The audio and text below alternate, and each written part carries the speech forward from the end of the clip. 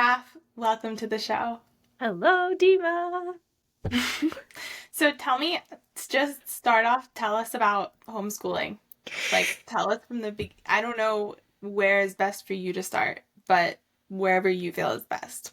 Yeah, homeschooling. So it's such an adventure, and we're still at the beginning of it because Emmerich is only 6. Yeah.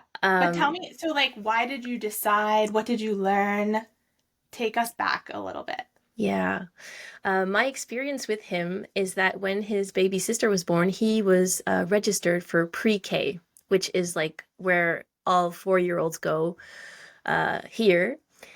And it's just been like noticing how that affected him and like questioning again, like, is this the life I want for him? Is this the rhythm that I want for me with him? So it's been like a whole journey observing him because he used to go to this kind of a daycare, like, which is for like younger babies. And that was really went well for him. And then like observing how he reacted to actual like school pre-K had me kind of question. So he went from like November, December, and then starting in January, his little sister was like 3 months old. I started sending him 3 days a week. And then in the summer, I kept him home and I observed how that felt to both of us and decided that I wanted to see what it was like to homeschool him and just keep him and just go with him on the learning journey. Why Um, was he in daycare at first because you were working? yes, so that's Okay. yeah. So like he was maybe 2 years old when he started going to daycare, but he would always, like, I always send him part-time. So like for a long while, he used to go from like 9 to 12. So Okay. I was very like child-centered in my approach with daycare, like needing time for work at that time. And also like respecting his rhythm and like wanting him to nap at home, eat at home. So it's like go play with your friends Right. and that will give me time to work and like all the important stuff. So all the meals and the naps, like we can just cuddle. And I breastfed him till like he was almost 4 years old. So yeah, it's been very like centered around him and the rhythm. And that's what clashed the most when it was time for like official public school system. I never realized that that is an option for people with daycare. I guess I've always just pictured daycare as like your kid is gone for most of the day while you work. Yeah, Instead of it could be like for a couple hours like that. I yeah, still don't think I would do it. yeah, But I do understand. Maybe if it was like a little co-op or like friends or that kind of thing. yeah. I've But tried you thought it both. was good for him. Yeah, well, I've tried both. Well, at the time, it was really in order to start working. I really thought I was almost late on my going back to work at the time because I stretched it. So, like, most parents put their children in childcare at like 8 months because your maternity leave, I don't know, like, yeah, but here in Quebec, it's like 8 to 12 months. And then people like try to integrate their child into the daycare before they start working at like 12 months. And then they're like full time, like, yeah, 9 to 5. Their child is in daycare. And I didn't want to do that. So, like, at first I sent him for like 1 hour. So, like, that is Yeah. very progressive. And then two, and then three. And like the 1 hour was my time going at the gym. So I would drop him off at noon. I'd go train with my personal trainer and go pick him up. And that was only because the gym didn't allow me to bring my baby. Because when he was really, really baby, I'd like bring him in his stroller and he would come with me to the gym. So it was Did funny. they have a cutoff age for? Well, it was because you're not supposed to. I had a personal trainer and we were kind of in this little room, like on the side. And then like we were doing trainings in the middle. And like for their insurance purposes, it's like not safe. I don't know, in case somebody drops a dumbbell on the Oh, baby. your child. Yeah. Yeah. Yeah. But yeah, I've definitely done things that most people don't even know you can do. So like sending a child part-time to like daycare, it's not a thing that you do, but like you always have the freedom to do it. And like it's like sending your child to school 3 days a week. I just like would write an email and say he's not coming to school today. I never justified, and like most people wouldn't think of doing it. So it's just about being creative. And then in the process, I was like, what's the best option for him here? Which led me to homeschooling, but it has its own like um there are things like nothing is perfect, but it's just finding like what suits your lifestyle and your rhythm for the parents and the children too. Mhm. Yeah. Did you go back and learn about like the history of education and all of that, or what is your path with it been like? Did you do a lot of research? Like what? It was more a leap of faith.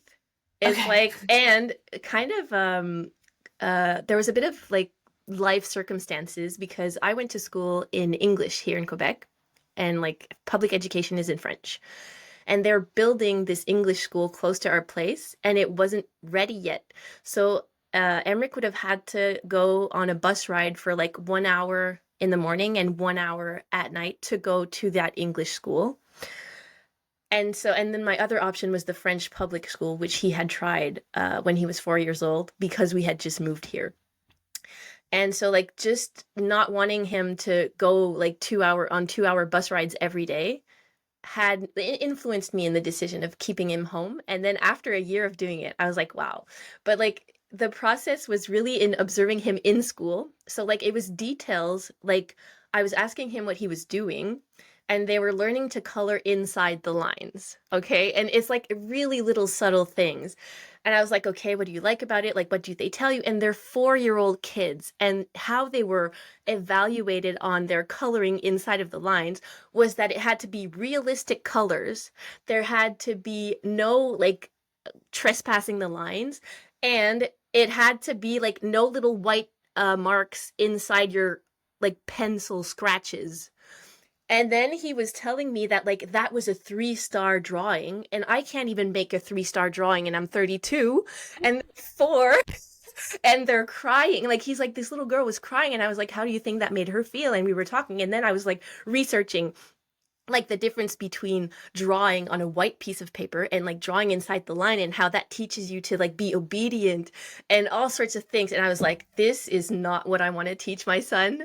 And like it just had me, so it was like little details, and then like deciding that that's not what, that doesn't fit into the value system I want to bring for him. What was your experience of school when you were young? Yeah. um I feel like most people would make that face. yeah. It's kind of mitigated. I had this experience though of like really hating kindergarten, like the first entry in school, and having this super strict teacher that I remember crying on the first days and like just feeling kind of out of place. And then later getting excited about all the knowledge because I've always loved to learn. And then learning that even when you are excited to learn, you're not supposed to know everything. You're not supposed to speak up all the time. You're not supposed to. And so at some point, another teacher, when I was in grade 5, told me, like, we know you know the answer. You can stop raising your hand. And then I was like, okay. And then from that time on, like I kind of turned on like this rebellious mode. I sat in the back of the class with my arms crossed, and I would read novels under my desk. And Yes, then if the me teacher, too. yeah, and then if the teacher was like asking me a question, then I'd answer to show that I knew and that I was listening, and then they would just leave me alone. So that was the rest of my school, like until um even like high school, and later here we call it cégep, but I think it would be the equivalent of like college. But like yeah, that lasted. And so I had this like experience of school And in did that way. you do well in school Yes. anyway? Yeah. Yeah. Yeah. Was that part of your like parenting? What do you mean? Your parents, did they Oh, expect you to do well in school? yes. And that was so strange, my parents' relationship to school.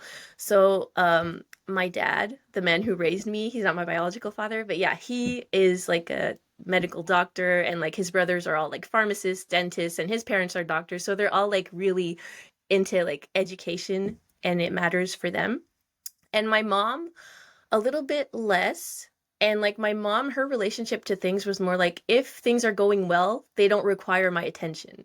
So like my mom would not like participate to parent teacher meetings or things like that. She's like, they're always going to tell me that everything's well, so I don't even want to go. Was the type of thing. So it's like, oh, you're good. And like it felt like this thing I was doing on the side that I didn't even know why I was doing and that nobody cared about was my School. relationship, yeah, to school. It's So like then it's why did you do well? I think I was getting some external validation from the teachers and the coaches and the like it's just because it was easy for me. But like it wasn't fun enough. Like it was stimulating. I could win at that game, but it wasn't Mhm. stretching me out of my comfort zone where I knew that I could go. It was just something to do. Like I preferred reading my books under the table instead of Yeah. participating fully. Yeah. Ah, I had like that same experience where I did well, but for me, I was expected to do well. Like my mother would have been extremely mad if I got anything less than an A or an A plus. And but for me, it was like I learned also very quickly because I was very talkative. I think we're probably very similar in these ways. I was very like, I know the answer. I want to win. I want to like I'm engaged. I like learning. Uh and two, I was saying to Jordan the other day, I forget why we were talking about it. Um, Maybe because I was talking about I don't know if you use Chat GPT at all, Yeah. but I like to learn like sometimes my favorite thing about chat is being able to ask a lot of questions about something I'm interested in and just be like, what about this? And well, what about this? And then that makes me think about this and like, what about this? And what do people say about this? And where could I learn more about this? Like, give me a book or whatever. And I felt like in school, there's a limit on how many questions you can ask because it's frowned upon. And then you don't want to be the one who's always answering or always asking questions.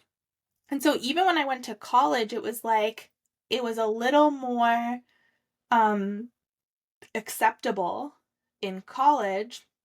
But still, like you ask more than three questions in a class, and everyone's like, okay, like, and even probably the teacher is just like, stop. And so for me, I have like 30 questions in a row. Like, I'm just like, what about this? Well, now I need to know this. And I felt like that's not allowed in school. And the things you're actually interested in are shut down. And then when you do have questions, they're shut down. It's like, well, why is this important? And they're like, well, don't, it doesn't matter. Just stop asking that. So then, of Exactly. course, that was what I did too. I would read books or I'd read magazines. I would often bring magazines in and just have them under, or I'd be on my phone. Yeah, exactly. What something really funny happened when I was like in high school, like the first year of high school. They were having this ethics and culture religious thing, and they were like he said to read the story of Moses. And I knew the story like by heart, and so I just took the pile, I put it on my desk, I said I'm done. And then he's like, I would like you to write a resume, like a synthesis of the Moses' story. And then so I made a 2-page short version of my version of the story.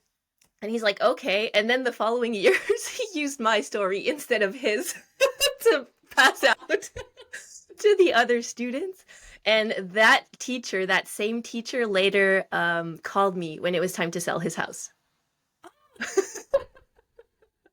Because you were a realtor for anyone who doesn't know. Yeah, yeah, Wow. yeah. And you sold it and that, And it went super well. Yeah, it was funny because I had like no contact with him. So it's like first year of high school until that's 5 years, and then it was maybe 10 years later. And I had just sent out a letter like when I started in 2013, and I was like, I'm a realtor now. Like, reach out to me if ever you want to sell. And he said he kept the letter for 5 years, and when he was ready, he called me. So you yeah, sent a letter specifically to him? to yes, so to all my teachers. So yeah, that's an old school way of doing business. I feel so old just saying it, but it's like I took a list of all the people I knew and I wrote them a letter saying that I was starting as a realtor and like if they wanted to buy or sell a home, they could contact me. Wow. But that is still, even though it's an old school way, it's probably still one of the most effective. I think so because like I sent it through the mail with a red envelope and a little like trombone and a smiley face and it was very personalized. So like to my teachers and No families and wonder you friends. ended up being such a top realtor. Yeah, it was fun. But yeah, it was what an adventure. Um, okay, so that was your school. Did you go to university? No, no. Why not? I think so. My relationship with school was something that it had to kind of get over with. I wanted to like live life. And Yeah. so when I was done with what we have CEGEP here, um, like I wanted to pause and like travel the world. And I ended up staying here because my dad's in the military and he left for Afghanistan. So I stayed with my mom, my brother, my sister, And while I was like staying home and not traveling, my mom was a realtor, and she's like, "Why don't you do your course and come work with me?" So I started off as her assistant, but and then I just got started there. So I was her assistant, then I was a realtor, and like yes, I had like a fast success in real estate, which was fun for me, and like I decided to stay there until homeschooling. So with homeschooling Emmerich, you didn't initially plan on homeschooling. You sort of were trying out all these options. And it sounds like you noticed it wasn't like you went and researched why this way of schooling wasn't good. It was just that you started to notice the things he was being taught to do. And you're like, I don't agree with this. Exactly. And it had a lot to do with my own healing journey of like taking up space and speaking up and like standing in your power and like internal authority. It's like your whole day is about asking permission to people when you need to pee. He didn't have time to eat his snack. They were rushed like morning and night. And then I was like, there's something disconnecting. Like, I value the connection to your inner self so highly that like every day I had the feeling that I was contributing to disconnecting him from himself. And so I was like, I don't want to participate in this. And I was just like, then I started reading at like where it comes from and like what the goal is for like public education and like the whole thing of just functioning as a society.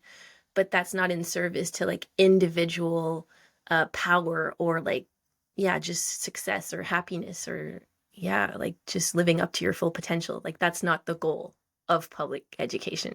Oh, and isn't that crazy? It's purposefully the opposite, Yeah. really. Yeah. And that's crazy because I was researching before this episode because I was like, I've heard people mention about books about like the history of education, and I don't know how different it would be in Canada versus America, but I would assume they're quite similar.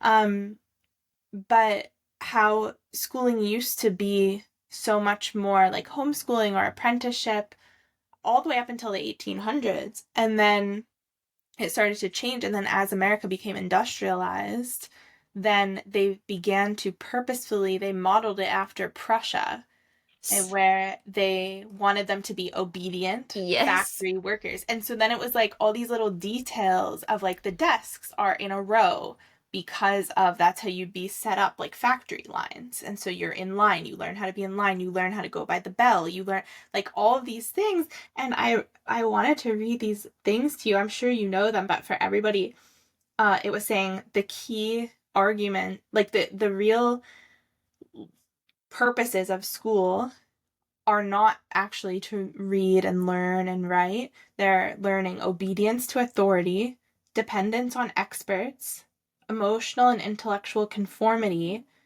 and indifference, since nothing taught feels connected to real life. Exactly. And that was like, once you see it, you cannot unsee it. It's crazy. The whole, like, the cult stuff, everything you're saying is what's happening in the public school, in the public systems. It's like, same thing. It is quite culty, isn't it? I didn't think of that, but it's like mind controlly. It's like how do we control the sex of the population? And so then I became curious because I was like, well, is somebody nefarious behind the scenes sort of making it this way? But it seems that initially they had good intentions in mind, sort of. And so I'm not really sure. I mean, I think that the way education has been done is obviously not going well. Like, it was not a good solution. But I do understand it sounds like the elite perspective in creating schools to teach people how to be like factory workers and obedient was that most people aren't smart enough to be able to think for themselves, right? Which I kind of agree with. Like, you can kind of see this element of like most people aren't that smart, and most people, if left to their own devices, like, would all families really homeschool well or whatever? Like, you can kind of see that perspective why it might exist, but also it doesn't work that way. And then when you make everybody try to go in to be this obedient factory non-thinker, you never even give anyone a chance to discover what they're actually uniquely gifted at and want to do. you suppress the most creative and intelligent people, you suppress them, and then like it doesn't even benefit the less intelligent people that you're trying to make it benefit anyway. So it seems to Exactly. not work for anyone. Yeah, it's just kind of, it brings you back to this weird fake baseline. Because I was having these conversations with my mom, because like that's the whole, my family was very involved in politics here. My grandfather was like a deputy elected person for like a, yeah, rural area. Are Uh, they all one party, your family? Like, what are they? yeah, so it was the Quebec Liberal Party here, and so like he was elected, he and my mom worked at the National Assembly here, and so like everybody was very into like the politics, and that's another one of my opinions that has radically changed. But like I used to like, yeah, really believe in like kind of like the power to change the whole system. Like I used to think that like I could go in and like change the schooling system just because I wanted to, and that we could. And now like my As a opinion, politician or like as, what do you mean? yeah, well, either as a politician or as a person, like there was a way for me to like go up and change the world if I wanted to. Got And it. I'm not sure I believe that anymore, because like it's such a huge thing that like, yeah, I don't think so. My opinion is that if I don't agree with what the system is doing, instead of fighting or like wanting to change the system, it's like I'm just going to create something different here that meets my own need. So it's like of so instead of looking for this external authority to do better or to like, yeah, to serve better or to think differently, it's like no, I'm just not, I don't agree with this, and it's okay, like you do your thing and I'm just going to do something else here, which we don't have. Why do you think it's impossible to change the system? I don't think it's impossible to change, but I don't think the way is through what exists. It's more like somewhere else. So it's like creating this completely, so Got it's it. yeah, it's kind of That like like this whole thing just needs to crumble, so I'm exactly. gonna just do something new. Exactly. And then as the newness grows, then like the rest of the ruins of the crumbled down things are just gonna like fall into the new growth that's happening. So it's, yeah, Got it's it. really kind of like this old ruiny structure and then having like nature grow through it. Like it's not the same thing. Yeah. Yeah, Yeah. got it. Yeah. So what do you want to create? Haha. I've been I've been really digging at the options because like what has been hard is to find again like this sense of community, like other children. So like there's this way where I imagined homeschooling very like if everybody was homeschooling, it would be easy to gather and have children play like they would in a schoolyard. So like there are all sorts of benefits uh to like actually going to school and being with other kids, and so it's just like kind of recreating that in a modern way is hard. But something that exists, they're called like it's kind of like a alternative learning centers or places. So I definitely have that as a thing I want to create. And this is more like a complement to homeschooling rather than replacing schools. So it's like sometimes like 2 to 3 days a week, and then the kids play together. They're in multi-age groups and they get to learn and participate in projects and just live life as a community.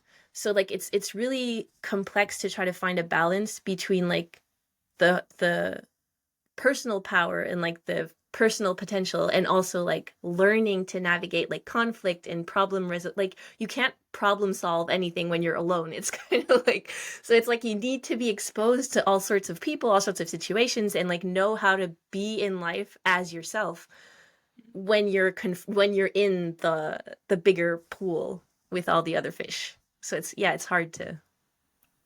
Because what happens then for parents who can't homeschool? Like if they're both working, then it almost seems like would the most ideal solution for there to be many different homeschooling groups where like those people's kids could go? Like what would happen to those people's children? Exactly. So that's like one of my other points is like the main reason people send their kids to school is not for the kids, it's for them. It's Yeah. for them to work. It's for them to have help because like we don't have anything else to replace that. So it's like we're missing the community and the help and the like someone to drop your somewhere to have your kids be dropped off for the day while you go do something else.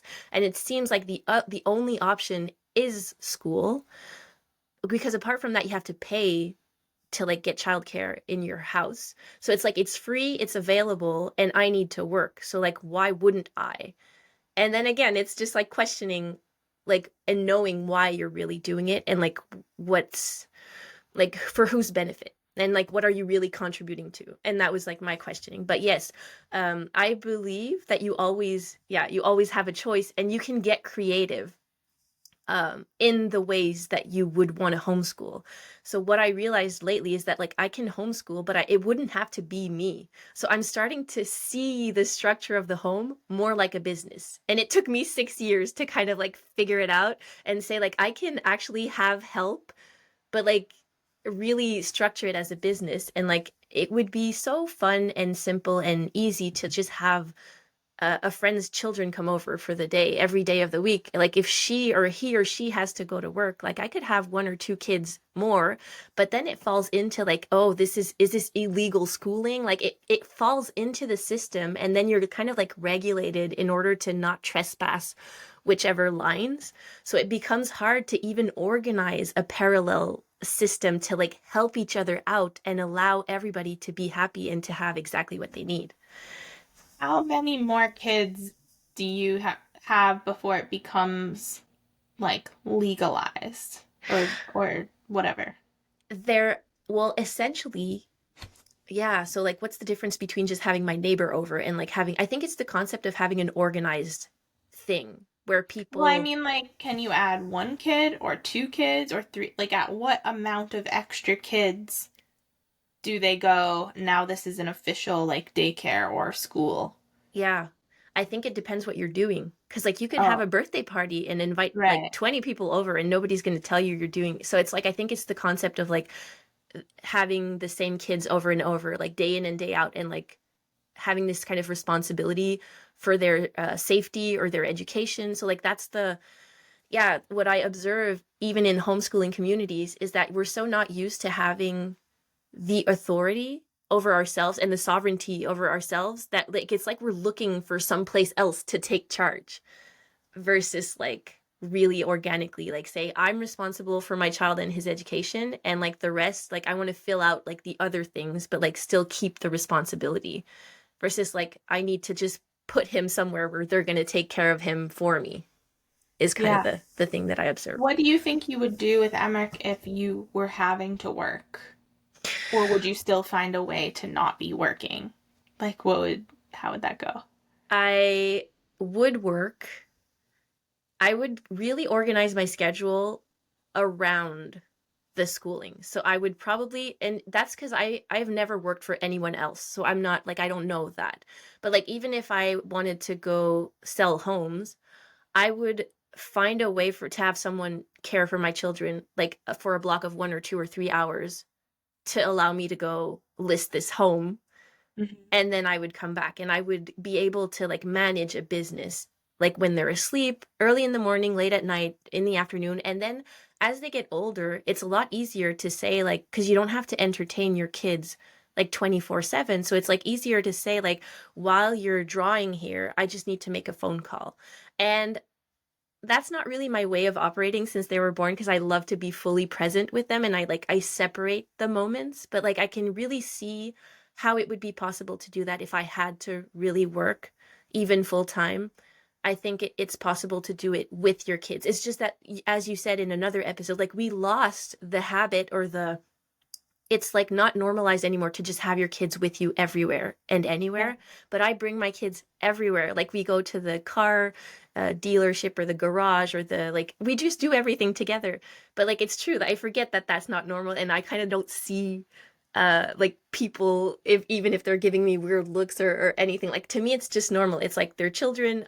I would even like bring them with me to sell a house or to visit a home like today if I had to. It's like you they're just part of life. So like that's how so my worldview has really changed and like it's like I'm not making them wrong for being children in this like childless weird world. It's like we can make it work. You just need to Yeah. be creative and be willing to like be questioned and be looked at weirdly sometimes. Yeah. Has it gotten any easier for you having two kids in a way than having one, or has it only been more difficult? It depends. Um, I'm really like seeking this balance. So like in order to treat like each child as an individual and not like just lump them together as the kids. Like I've been really mindful and careful to have my moments with Emmerich alone and then have moments where they're the two together and have moments where I'm alone with Charlize. And so it's just like it's been different. But like the biggest like the grief I had in the beginning was losing those moments with Emmerich where he had my undivided full presence and attention, which is what he had for the first 4 years of his life when we were together, even though I was working.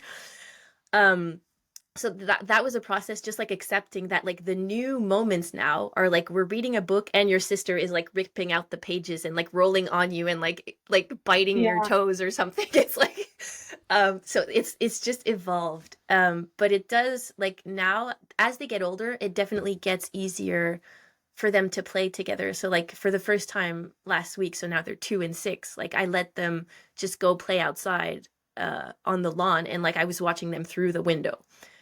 And then it's like slowly, but like for sure when kids are like 8 and 4, like they play together and that's like the organic. But like in my vision, I would love for them to have like 10 or 15 or 20 friends that they always have access to and they could go walk by foot and just go play outside and be in like in a like that we can see them.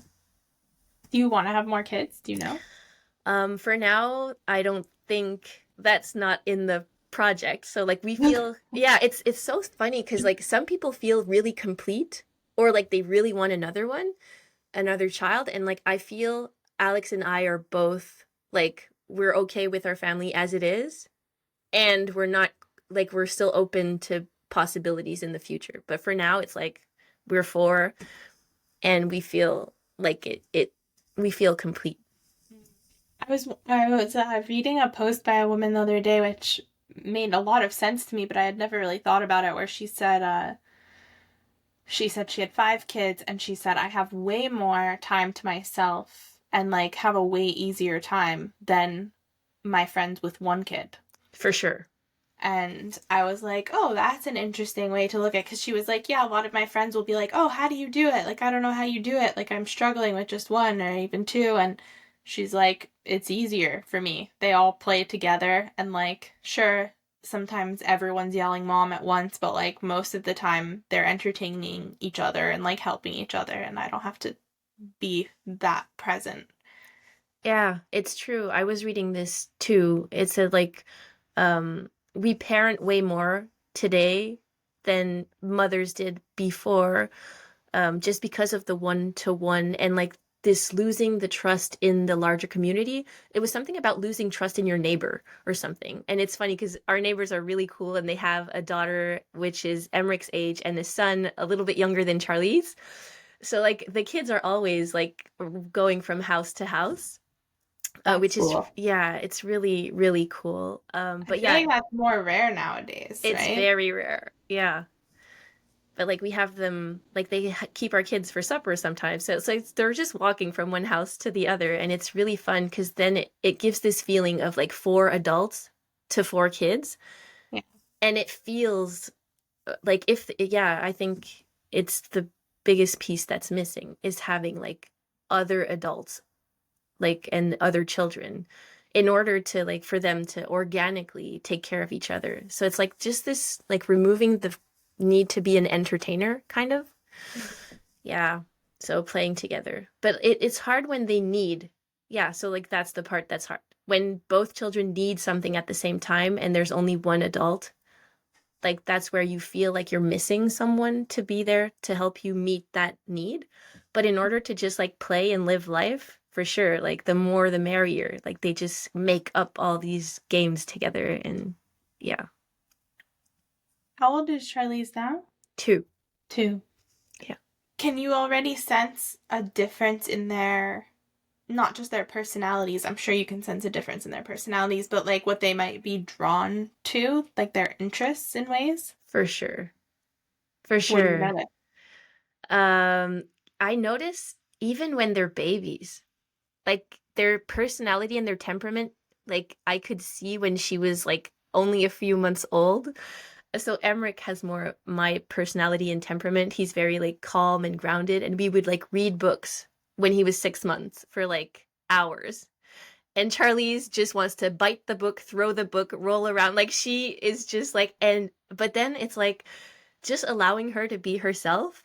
Now at 2, she will read a chapter book with Emmerich and me for like half an hour, and she will stay put and listen. It's just like her personality was like when she was a baby, she couldn't sit still. Like she just wants to eat the book. But like now that she understands that like something interesting is happening inside, like she can sit still and read a book. So it's just so interesting and fascinating seeing the differences and the similarities in both kids and how early you can see it.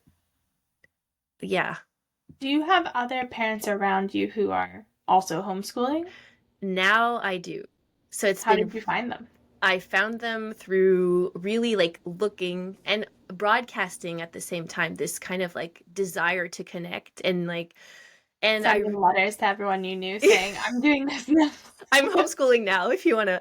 Yeah, that was a harder one to find. Like I remember really feeling that gap for like a couple of months, even maybe the first year, because I found this homeschooling co-op last spring. So it had already been a year or so before I found them. And when I got there, I was like, these are my people. Because like now you can openly like talk about homeschooling as it being a normal thing. Like, and they all have like 5 or 6 children, and they're all like older than Emmerich. So like their ages, their children are aged from like 8 to like 18, Wow. and they've been there. And so it's been really interesting to talk with these women, and like everybody has their different reasons for homeschooling, but like that has been very refreshing. And then once you know like one family, then you get to know all the families.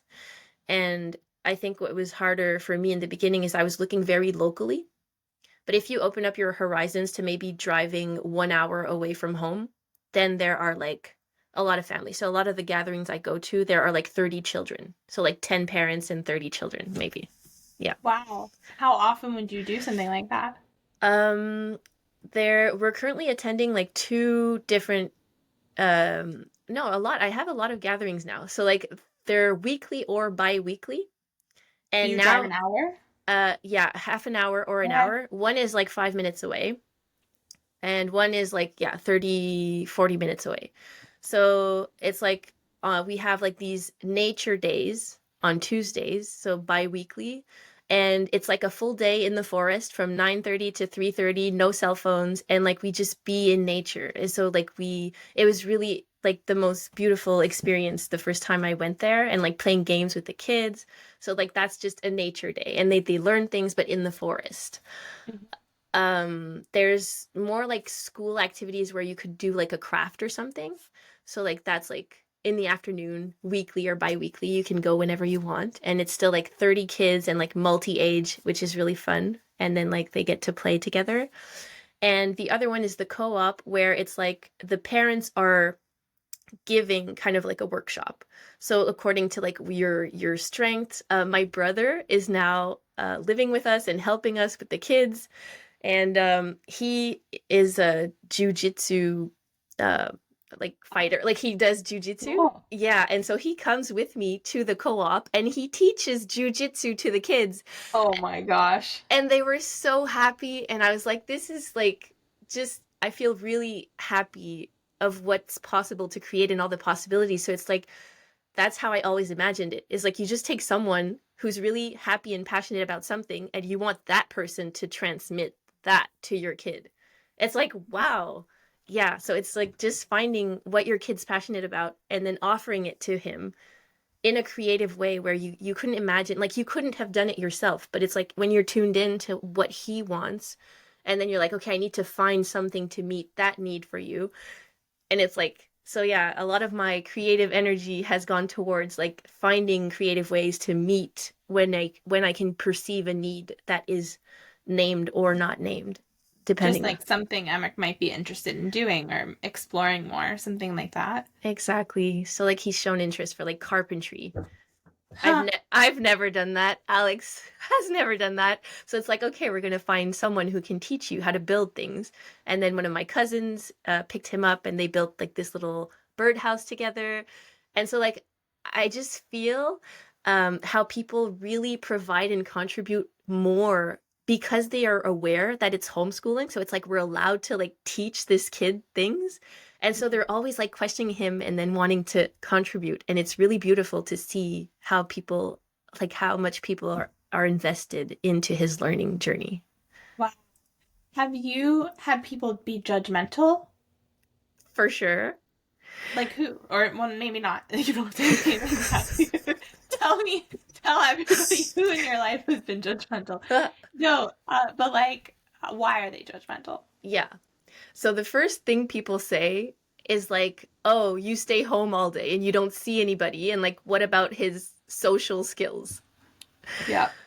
And it's just funny because I have this way of like being in the world, and my children have a way of being in the world where I don't think so. It's like people have a prejudice about homeschooling, and then they see us as the living example of it, and they kind of um, refute themselves in the. So like I don't get questioned much, except by like total strangers, when they're like, what, why, like, yeah. So there's this thing of like, and then people are like, well, what if he wants to go to school, are you going to send him to school? So like people question, and some weird people actually like see Emmerich and they're like 2 plus 2, and like they want to see if he What? yes, Really? okay, that has been the funniest thing, and not funny. I'm like, I And told it's him, happened more than one oh time? yes, so that is one thing. It's so strange. It's like, oh, you're homeschooling? Let's see if you're really learning something. And then they're like gonna quiz him. That's the They're strangest strangers? thing.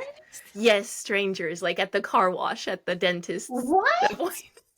Yeah. And then, yeah, people do that. And it's funny because there's this thing where people are kind of socially appropriate themselves. Like, there's this thing with pregnant women when you're pregnant, like, people want to touch your belly and stuff like that. And you're Yeah, like, I've heard that. whoa. Well, it's kind of the similar with kids and their learning. It's like, oh, what are you learning in school? And so it's like, oh, you're homeschooling? 2 plus 2. It's kind of like, it's just. I perceive it like I can today see it as like a loving thing ultimately, but like before I would have really like yeah, not been wanting, but people are just really funny in their way of interacting with like different choices that people make. So that's a thing that happened. That's funny. That's funny. It's happened more than one time. Yeah, or like read this thing, show me you know how to read. Like what? Like why? Like nobody does that. But yeah. You Um wouldn't do that with a kid in regular school. I don't think so. I don't think so. Do you know I read a piece the other day of a college professor who was saying that he was like, this is literally like this legitimately the state of education today. And he was saying how most college age like he teaches at a state school or some very normal school that gets kids of all backgrounds, all uh sort of intellectual, like they're in the middle. And he was saying that most students are pretty illiterate, like they can't really read or understand, meaning essentially they can't understand what they're reading. Like a novel, an older novel, like they can't read it and understand it. They won't read. He was saying that their papers are either, when they write stuff, it's just so poorly written. It's either like really simple and full of cliches and just completely unoriginal thought, or it's like written by ChatGPT and he can tell. And there's just no intellectual learning, curiosity happening. And I think like that was already happening with our schooling when we were young, because like it was, I think a lot of that was being stamped out, any sort of curiosity, independence, but also uh now with phones and technology and stuff, it's gotten so much worse. Yeah. Yeah, screens are Very, very bad for kids. I mean, I heard something that like a teacher told me that in pre-K or in kindergarten, most kids can't even sit on a chair for lack of like core muscles because they don't move enough in a day because they're on a screen all day. Oh my gosh. So like if you can't stay sitting on a chair, like how do you think they're going to learn anything if they have to sit all day on the chair? Like, Wow. yeah. Yeah. That's crazy too, because yeah, kids aren't moving and yeah, they were he was saying that what they're having to do in universities is they're having to lower their standards because otherwise everybody would fail.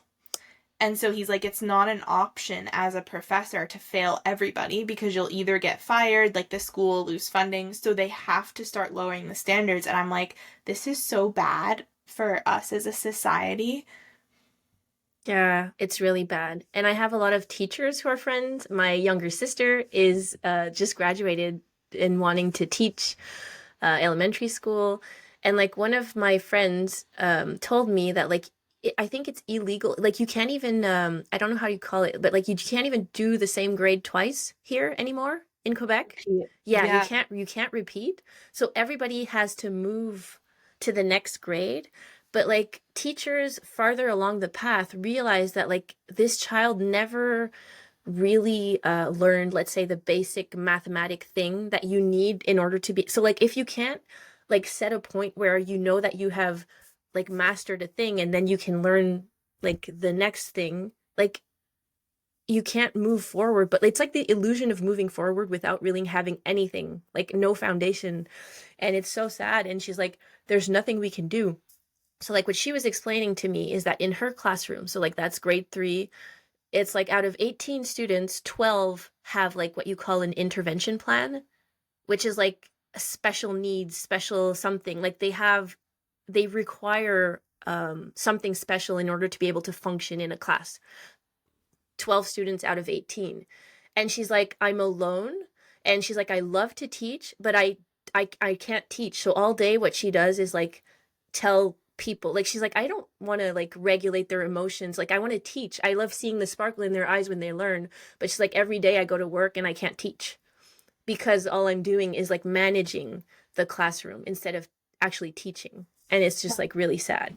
What are the special things like disabilities or like ADHD, that kind of? All of that, but it's like everything can be labeled today. Totally. Yeah, so it's like opposition thing or like, yeah, ADHD or anything like on the spectrum or whatever they want to call or say or like call a problem. And sometimes, so like, yeah, they label the kid. And what's really sad is that he's labeled probably for the whole rest of his schooling journey. And then sometimes, like, yeah, so sometimes you have the collaboration of the parents, sometimes you don't.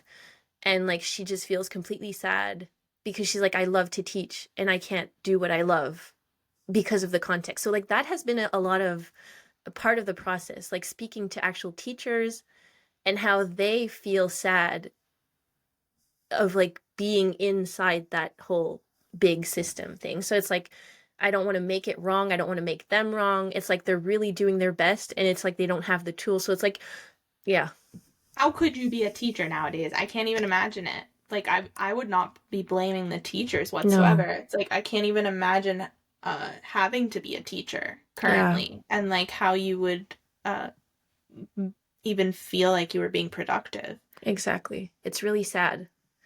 Do you think that it's mostly screens that are doing that, like causing that much of a downfall, or just our whole society? And I guess it's our whole society in general, because it's like the labeling of everything, right? Yeah, for sure. It's screens definitely contribute to that.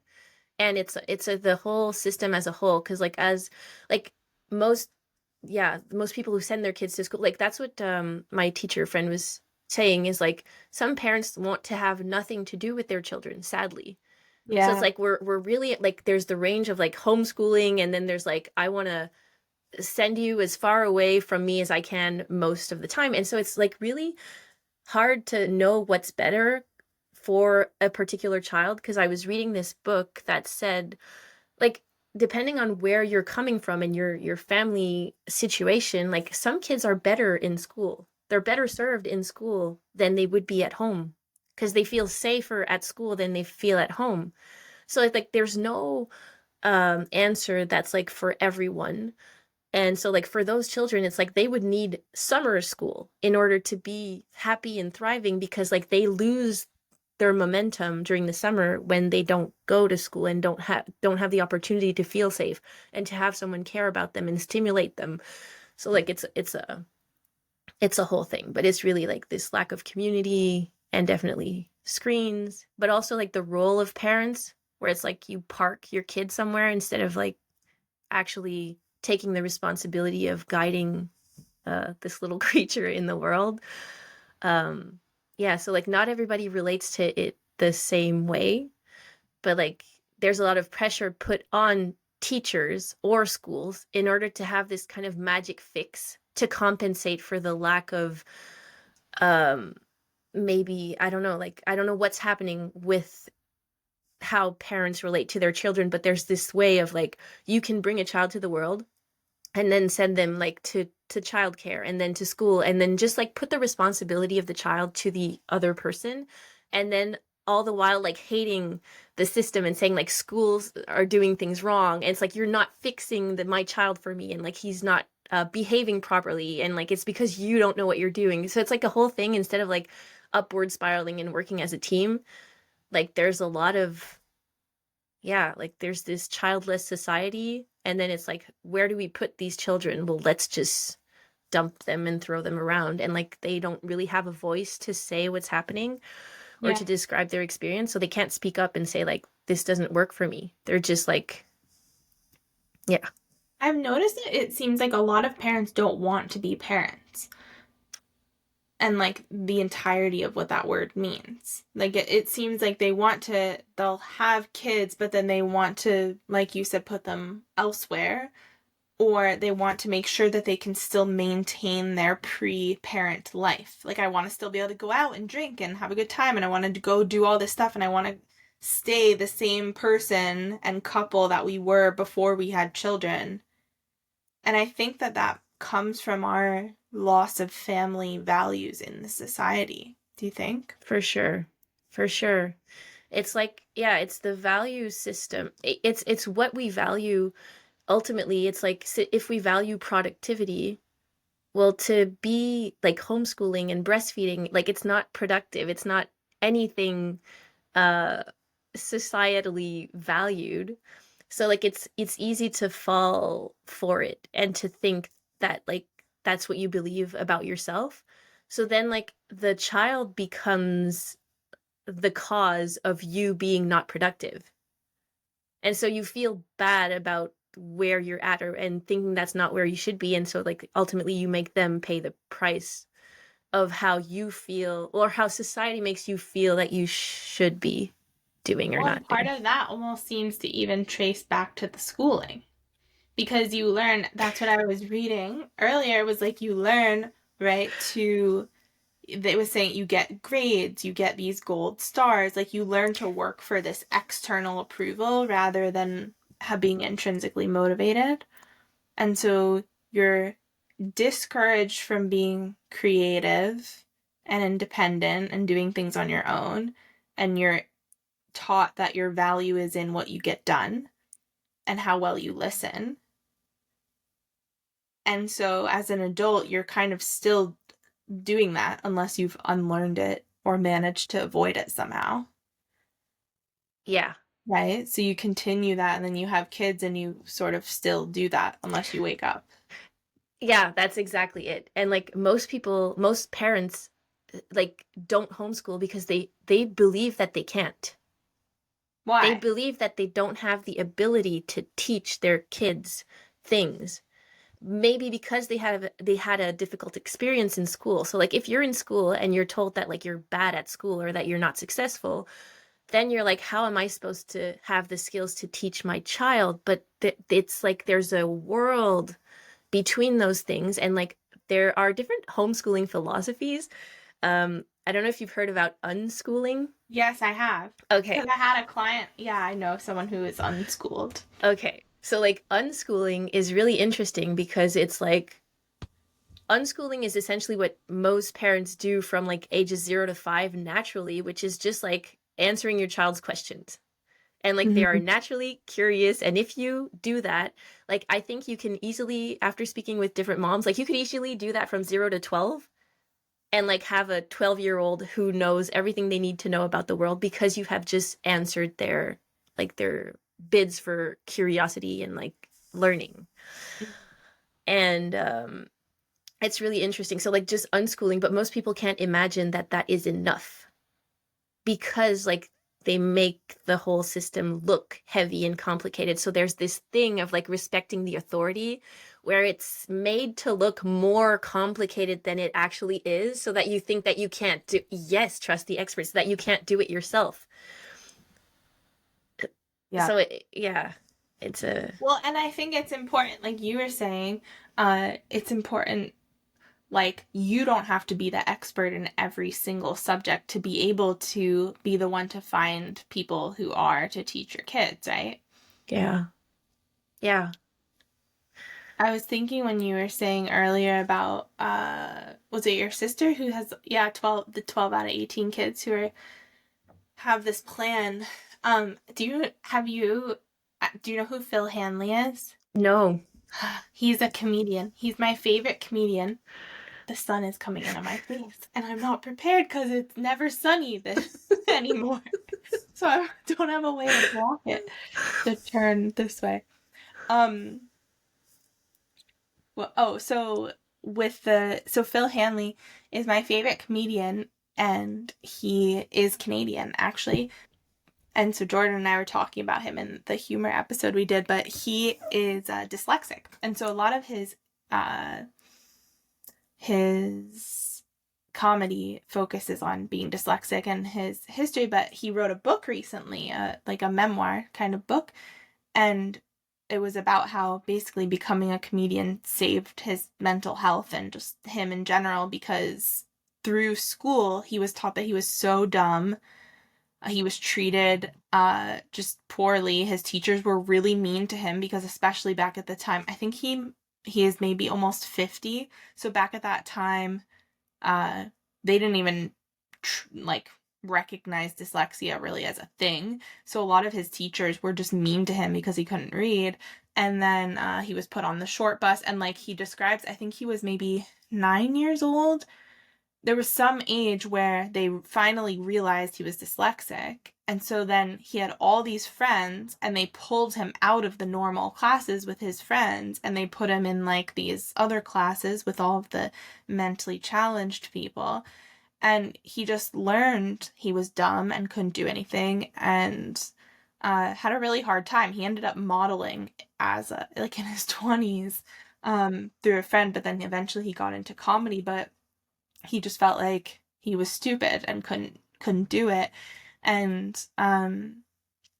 my first boyfriend actually was dyslexic, and it was making me think about him when you were talking because he is a very brilliant carpenter, actually, like extremely good at building things. And luckily for him, I guess I don't really know about he was put in like special classes and whatever, and I don't know, we dated at such a young age that we never really talked in depth about like how he emotionally felt about that, you know.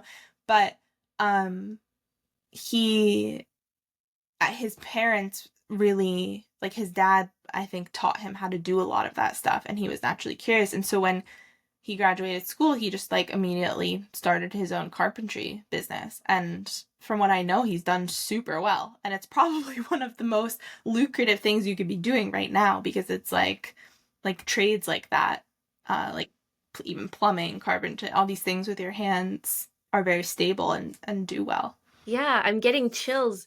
Like imagine a world, because like he was made to feel wrong for Yeah. his type of brain or intelligence or know-how, instead of like feeling like it's his thing, it's the things he's the best at, and like just doing more of that and that being just beautiful. Yeah. So that's what I find really sad, is that I think, I honestly, I'm being generous with the 80/20 rule, but I think that like 80% of people don't feel like at home in the schooling system how it is, and like are just like they feel like something's wrong with them. Mm. So like it ingrains, so like it's this whole thing where like you go through childhood, and if you're not disconnected from yourself in your inside your own family system at home, you get disconnected from yourself in like a schooling system. And then like we wonder why we struggle with having a sense of self, and like move through the world like not really, more like zombies, Mm. instead of like. Well, Jordan too, his experience of school, like obviously, well, maybe not obviously to everybody, but to me, Jordan is very smart. He did not feel smart in school because he was so not interested. Even my brother was similar to Jordan in that kind of like learning style, and he didn't like take tests well, and Jordan's siblings did really well academically, and so he was like, oh, like they're good at that, I'm not good at it. um and felt like he was just dumber in school, and then it turns out like that's not true at all, you know. It's just, yeah, it's too bad. I feel really sad thinking about just, it's like what could I have done, what would I have been or gotten into if somebody had been really encouraging, because I love learning. I still love learning. So it's just like, what if someone had been like, Demetra, what are you interested in doing? What are your passions to learn about more, when I was like 6 or 7, instead of just sticking me in school to do what everybody else told me to do all day? Yeah. Yeah, and it's like learning that that most of your life needs to be for someone else, and doing something you don't want to do, and being someplace you don't want to be, and that your life is supposed to be around that, and not living that every day. So let's say like you're reading your book under the desk like I was. What if you could just read all the books all day long, all the time, and like read different types of poetry and like learn things, instead of like doing it under the desk while sitting at this place you don't want to be, while somebody's talking at you and not answering your questions. Do you think why do you think that our parents' generation did not do more of that? Is it because you think the problems weren't so obvious as they are now? Because it feels like there's a resurgence of homeschooling happening, which I know is partially due to COVID. But I feel like even before that, I feel like a lot of people of our generation are just like, I hated school. This didn't work for me. I'm not doing this to my child. But our Yeah. parents did not do that. True. If I think about my parents, I think they were kind of in the realm of like, I don't have a choice, I need to work. And like or just going through the motions without really thinking about it or questioning it.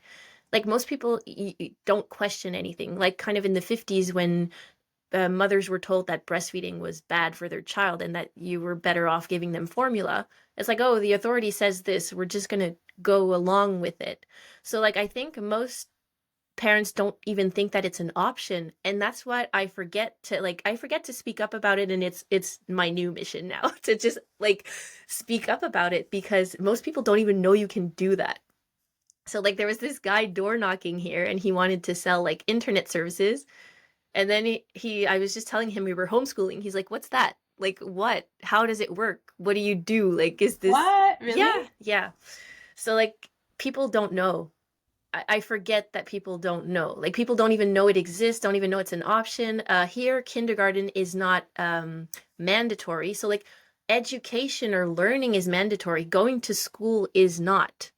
And like kindergarten is not mandatory, but after the age of 6, like a child needs to show that they're actively learning something, because they want to avoid like neglect and like having, Totally. yeah, children out of school not learning anything in abusive homes. Or so I understand like where it's coming from, but it's like, yeah, most people don't even think that it's an option, that it's a thing that you can do.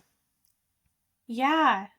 I guess I'm feeling like I'm in such a bubble, really, I guess, because most people I know are considering homeschooling or are homeschooling and finding like some in between. I think a lot of people end up finding like an in between solution. My sister was sending her daughter to like a forest school for a while. It was like a, I don't know, they were involved with multiple things. Like one was like a homeschool co-op. Maybe the forest school is a bit different, but she was homeschooling at the same time. And the forest school, they had like a mud kitchen and all that kind of thing where they like play out. And I don't know what it was, but she sent me something the other day because she's in some sort of school type of thing right now, but it's not like a normal school. But they were, my sister sent me a photo of my niece like in the water in like a little boat, like she was in a river and she was fishing. They were that's what they were doing at Yeah. school, and it was so cute. Her little face was like so determined, trying to. I was like, this makes sense. Like, this is what you'd want your kid to be doing.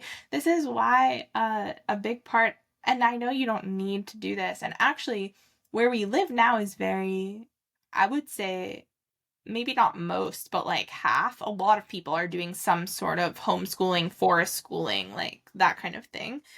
But part of the reason I want to move back to the East Coast is because there are so many things close together, like within driving distance, which to me is very interesting in thinking about homeschooling, like to just have so many things easily accessible. Like where we will be, we'll have an easy drive to DC. We can drive to New York City. We can drive to Philly. We can drive, like, all these major cities, all these different opportunities and places. And I don't know if that's just because that's how I grew up, being able to go to a bunch of different places. But to me, when I think about homeschooling, I'm like, where we are right now, we can't easily drive to a lot of different kinds of places with like museums or different sorts of things.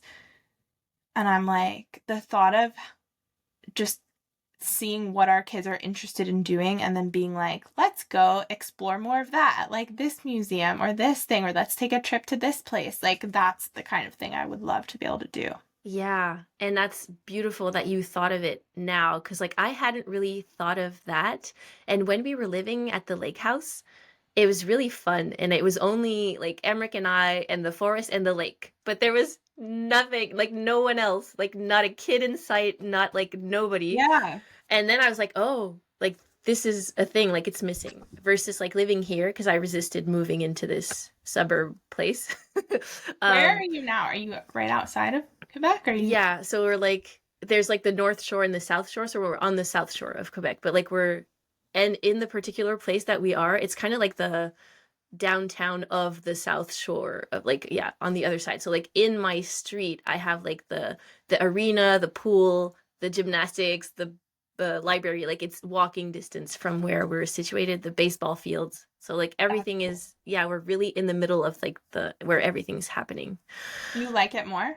I like it more. I've learned to yeah, to love it. It's kind of like yeah, the trees are bigger, so I kind of miss there's this particular feeling to places that are more connected to the nature. So like the lake, like just the birds in the morning, they sing differently in the forest than Mm. here. So like there, Interesting. but there are birds. There are not like there's not. It's not silence or like the city, but it's like I felt the gap in between, like the abundance of birds and frogs and everything, and just like dial it down a little.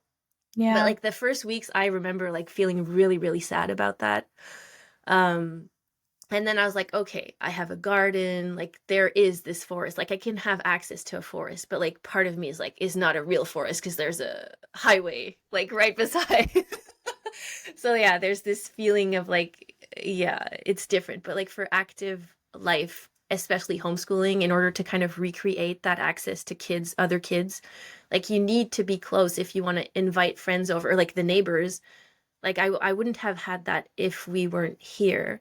So it's like now we can see the kids walking home from school and they could come to our place from like 3 to 5 if they wanted to play. So like that has it brings the sense of community more, like it makes it possible versus like Yeah. yeah, I have other homeschooling moms that live on a farm alone, and like they were telling me like I thought this is what I always wanted and like it's not it. And they're like my husband like is like what do you want, like just like working hard to buy this piece of land on a farm, and then her saying like nope, this is not it. Fine. Like, yeah. That is really how I feel. I feel like especially from COVID, but even before that, when we moved here, I mean, I found journal entries from like 10 years ago where I'm journaling like, oh, I want to have chickens and bake bread and like, be on a farm, that kind of thing.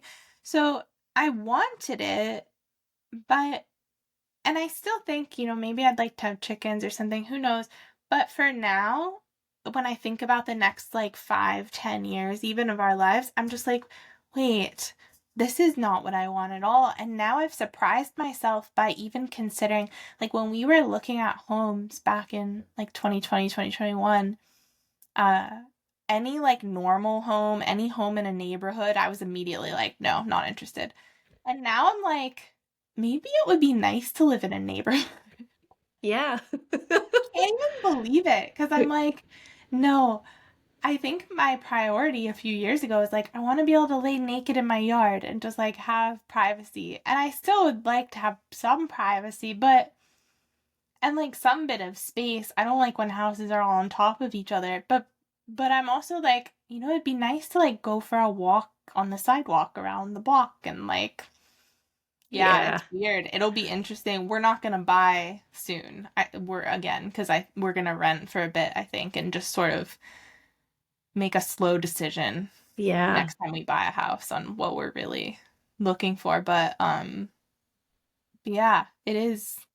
It, the idea of kids brings a lot into question like that, and it seems nice having so much farmland and space to play and all that. But it's like, is that the main thing you want? Yeah. I think for that, in order for that to be really like at its best, it would be to be on the land with two, three, four, five other families. Right. Then you get like, you're not missing out on anything except if you want to like your child to play hockey. Like if you, so that's a thing where Alex wanted like Emmerich to play sports and things. So like if we would live like really an hour away from like the closest sports activity, then it would be less accessible. But like for the if you think purely like a child in his day-to-day life, I think if he has like a forest and a field and like 10 to 20 friends like and they're like safe, happy home, like they're like to them like there's nothing else to do in life except like just spend all your day outside and then learn, come back home, feel safe, feel loved and learn things. It's like that's the point. And then like yeah. But doesn't it seem to go poorly when there's a bunch of families on one piece of land? It always seems to end badly. True. I have never had the lived experience of that. So that's my hypothetical I version. never have either, but I just hear like any sort of commune, anything has True. never been successful. True. And even people I know that are sort of doing it, like it just gets weird, I True. find, at least to me. Like it starts to get, because then the people who own, I guess maybe if everybody equally owned the land, you could try to, but then you're always having to make decisions to get, like, there's a lot of people that have to make big decisions together. But when there's not that, and when there's people who own the land, then they become sort of like mom and dad, I think, like, and then weird culty things can start happening. True. Um, I don't know if you probably haven't seen do you know about Free Birth Society? Yes, well, just from afar. Because just because of when birthing my I don't know like the society. I just know about free birth, so I can Well, imagine. no, well, so Free Birth itself as like a thing is Yeah. separate, but Free Birth Society is like a group that was run by two Oh no. women, and No. they were. Why do I have balloons on my screen? Happy birthday to me. Um, they well, so I've been like involved from afar because uh after the like I wrote that piece about German New Medicine and then I did the podcast about it and then people started listening to that story and being like, "Oh my God, the leader of Free Birth is exactly like this." And I had heard bad things about her before, but um people were afraid to talk about her because she was very threatening and they had all signed NDAs and stuff. But basically she had her business and then she started a piece she bought a piece of land, I think in North Carolina, and then encouraged all these other women to move there because they were going to do this like they were going to have free birth society, those kinds of women all together on this piece of land. Yeah. And it turns out she's just like a huge narcissist, and everybody's like, this is super culty, and all of her close friends left, and everybody's left. And so now somebody started a Reddit thread, and you can go, people can go to it. It's, I think the Reddit subreddit is like Free Birth Society Scam or something like that. But there are posts, there must be like dozens of posts a day with women who have left that space being like, this is how she is, this was my experience, this is what happened. And it reminded me of my own cult experience, because it's like, it takes just an amount of people to build up to a certain point and like enough things to happen until now. I'm really curious to see what they're gonna do, because it's just, there's so many people speaking out. It's like you can't sue every person who's talking about you. And so I think it's gonna result in the collapse of their whole business. But anyway, that's another thing I thought of when everybody goes to live on the same piece of land and it all sounds so nice, but then it just... True. And I think it's hard. And this is where Alex and his rational brain comes in, because like he's aware of these types of things. And we used to live in like an apartment building. So it's like not a community, but you still have to like make decisions and go on this board to like decide who's gonna shovel the yard or what plants to, and who's allowed to have a dog or not. And then to him, he's like, honestly, he's like, any commune or piece of land, it's just like a different version of the same thing. He's like, humans are humans, and he's like the little old lady who's like mad at the other one for his dog poop on the, like, it's the same thing. Yeah. And so when we went to Costa Rica to see this piece of land, it's called Alegria Village.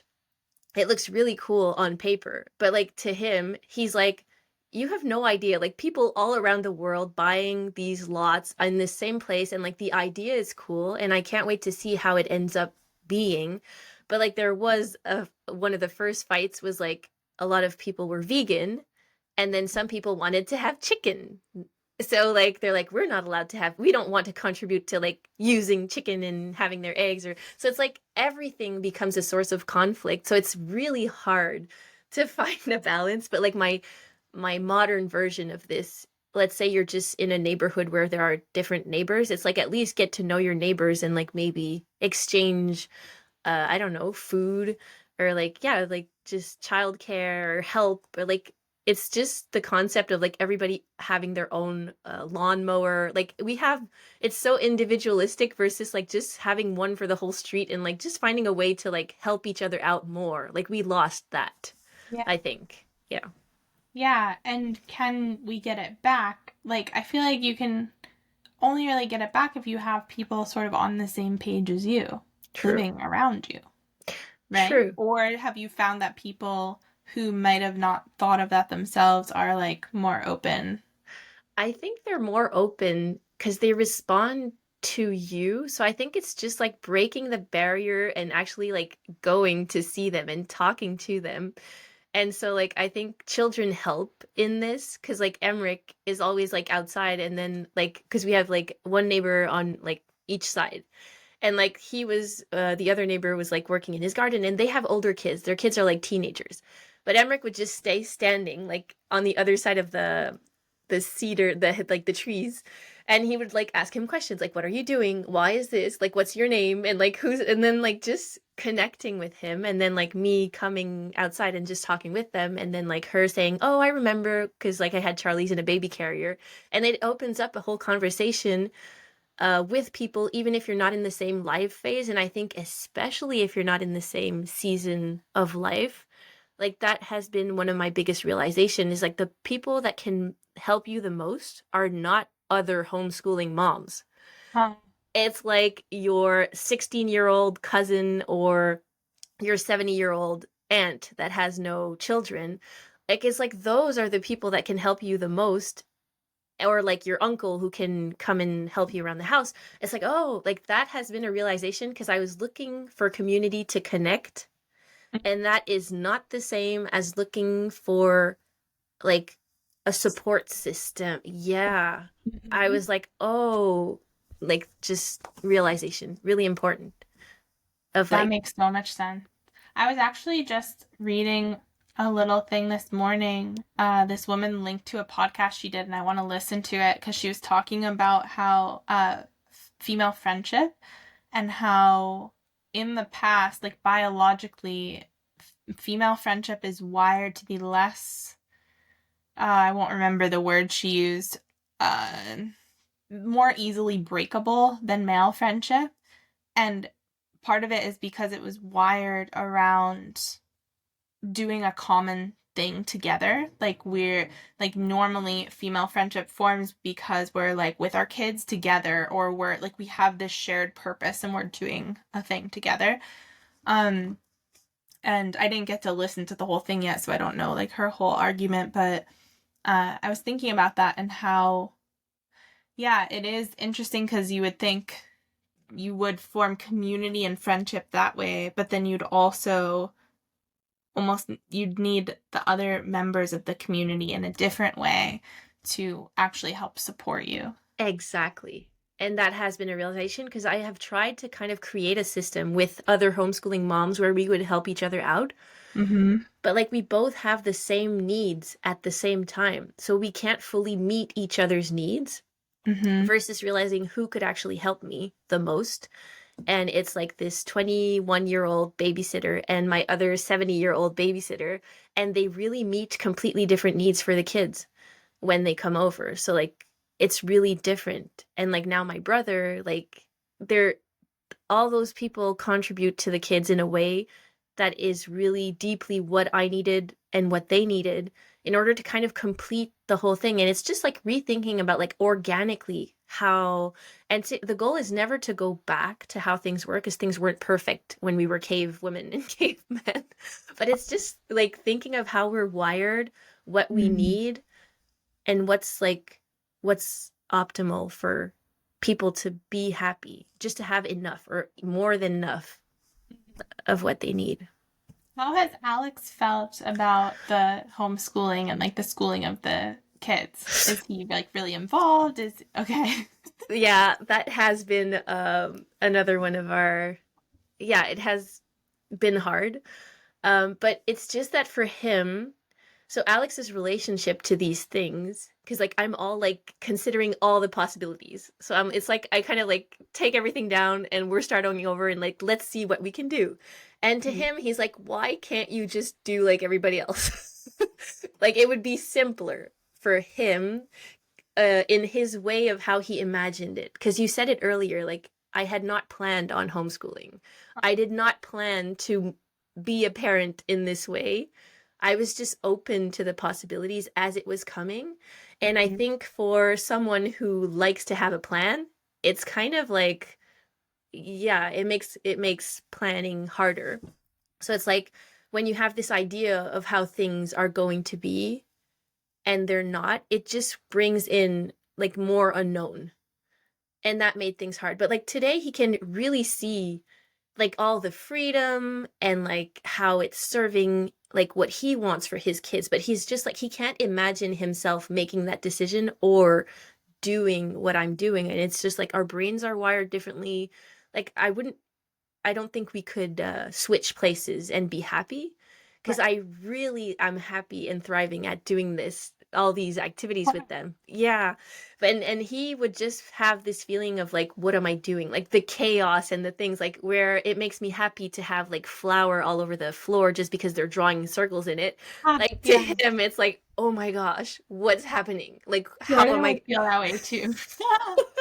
Yeah. So it's just like, but I think he can see the value in it. He just would not have decided that. And he told me, he's like, if I would have been with, I think like anyone other than you, like, I don't think this is how things would have gone. And so he's kind of like, yeah, feeling mitigated about like, to him, it feels more complicated. But to me, it's actually more freeing. It offers more possibility. And it's maybe like a short term harder for a long term gain of But like it also maybe. gives your family so much more freedom, Yeah. doesn't it? Like you can go away, you can like do things, and you don't have to. That I think that would be really hard for me about having kids in school. Is just like suddenly it's almost like you're working for somebody else. It's just like Exactly. suddenly somebody else has a lot of say over your time and when you can do things and when not. Exactly. What time you have to wake up, what time you're home, how to schedule your activities. So, yeah, for sure, the freedom of like just leaving, going on a trip, going to see your grandparents in the middle of the week, and not having the feeling of missing out on anything. You know what I'm just remembering? I hung out with somebody here on the island for a time. We hung out a few times and she was unschooling her kids, and one of them was already like 15 or I want to say it's a teenager. We never became very close, so I don't really know all the details, but she told me, I think he was 15, and she told me that he decided like he wanted to learn uh like how mechanics work. So he just walked to the mechanic and was just like, "Will you give me a job?" and like got a job learning. And I want to say she told me that her son is allowed to go to school. Like he decided he wanted to attend the public school, but just like one day a week. Yeah. And I was like, "You can do that?" And she was like, "Yeah, you can." Yeah. And I didn't know that that was possible because I thought, and I don't know if you still have to say, like, you're the one responsible for the kid's education, but you're also gonna send them sometimes. Because if you said your kid is being public schooled, then don't they count, like, the number of days you have to attend a certain number of days, right? Yeah, I think they can evaluate like how he's following up or keeping up or like but if the point is not like as we said we can't even do the same grade twice so like it doesn't really matter. That's how sad it is. Like so you can really do whatever you want but people don't see it as a possibility. But like ultimately you need to measure the consequences of that and like make sure everybody's okay with them. But like what can they do? Like if a kid doesn't go to school, especially at 15, like they're just going to mark absent on the sheet of paper but like ultimately doesn't do anything. And like there's this most interesting thing that you can do that I discovered in high school. You know how you can have a concentration of something? Like soccer or I don't know, movie, filmmaking or anything. In high school? Yeah, you can have like concentrations where half You of your could. I day. couldn't do that. No. Oh, no. We didn't have anything like that, no. Okay, so we have that. So any sport or any like specialty, like even horseback riding, like you can have a concentration where half of your day is your concentration and half of your What? day, yes, is Really? learning. Yeah. And then, so what I learned from homeschooling families of like teenagers is that you can do the learning part at home and the concentration in the place. Like, yeah. And so, like, a lot of moms were saying, like, it's the perfect amount of like separation, like progressive separation from the kids that were homeschooled, let's say for 12 years, and then entering this concentration part time and then moving on to like higher education if that's what they want. But like, there are so many possibilities, and it's just like being willing to like question and be creative and see what the options are. You think, I mean, I guess you just have to naturally be a person who does question like that, right? Yeah. Because I think that like I have that quality, but I'm trying to like I feel like most people would not be that way. No. You know, like be like people are like, "Well, we can't do this." It's like, "Well, why? Why not? Why can't we do this?" And it's the best question. Like, why not? But you do have, I find this very frustrating when interacting with people like who work in very normal, like at the bank or at just certain places where it's all rules and they just follow the rules. I was on the phone with the bank yesterday because I cashed in a bunch of savings bonds last year at the bank, and I never kept the forms they gave me. And so I need the forms for taxes. And I was like, I called them and I was like, I need you to send me this form. Like you sent it to me in 2023. And I talked to like three different people, and it was like talking to a robot. They were like, okay. And the one started reading to me the paragraph from the website about the form. And I was like, I've already read this paragraph.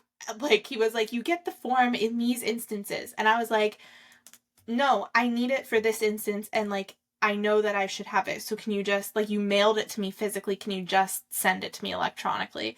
And he was like, well, let me check my resources. I'll put you on hold. And I was like, okay. and then he would come back and say another thing that I already knew that was just Ugh. like a quote from like whatever binder or book he was reading from that was like, this is what we do in this scenario. And I was like, well, I'm giving you a scenario that you don't see every day, that you just like need to figure out. And there was no protocol Yeah. for any amount of creative thinking. And that's the kind of thing that drives me insane, because it'll be people are just like, well, this is the answer. Like, this is what we do in this situation, and this is just how it is. And it's just like, why? No. Can you just like think? We have to solve this problem. Can you just like think of other ways to solve it? And finally, I hung up and I ended up going and adding all the interest myself and just being like, telling the accountant, this is like, I can't get the form because I'm not gonna spend hours on the phone with all these people. No. And you see it like my aunt is like a director in this in a bank, and like she's saying that about the employees of like how they can't think for themselves or like make a decision, and it's like how yeah, so then again you're wired like your whole That's life what school taught them to do. exactly like obeying to the external authority and not having any space to like make a decision for yourself and like say this is the best thing to do right now. It's just like creative problem solving. I think there's this thing where it's like a statistic that like you evaluate kids at age, I don't know, 3, 4, 5 before school, what percentage of them would be geniuses, which is essentially like creative problem solving. And it's like 90% or 95. And then like after going through the school system, it's like 5% of people who go through there and like come out still creative problem solving. Yeah, it's like, do they manage to stamp it out of you or not? Yeah. I mean, I feel like when I think about myself, who knows, but like, I don't know if my brother's accident hadn't happened, if I would have done my own thing or not. Because I was so, like, even though I had been interested in having my own business as a teenager, like, I was very minded that way. I still had such pressure to like go to a good school and get a good job. Like I was going to follow that path even though I thought it was stupid and I didn't know what I like. I think I probably would have ended up in a job that had a bit more freedom, like journalism or something like that, where like you get to go do your thing but you still have people to answer to. But I don't know. Like, for me, it was like a whole disruption of my life that needed to happen for then me being like, does any of this matter? Wait, none of this matters. I'm not doing this. Yeah. Yeah. Yeah. And I'm trying to think like where I was headed. Maybe like for me, it was motherhood, the disruption in the whole thing. Yeah. Mm, Because I was still following like maybe the business person path, but yeah. like in a structured way of like not questioning things and just doing things right, but in that branch of it's a different version of it. Yeah. Yeah. The corporate world Mm-hmm. view versus like the banking or schooling or like yeah really structured protocol view. Mm-hmm.